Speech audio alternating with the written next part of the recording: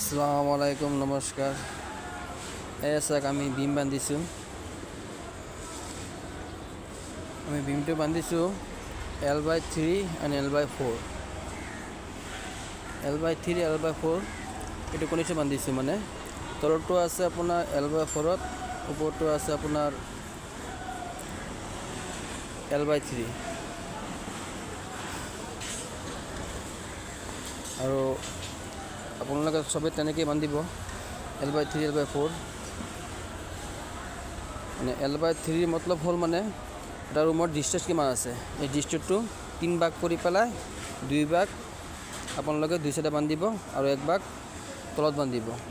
তলত এইটো বান্ধিব L/4ত। চাক এইটো কণ্ডিশ্যন।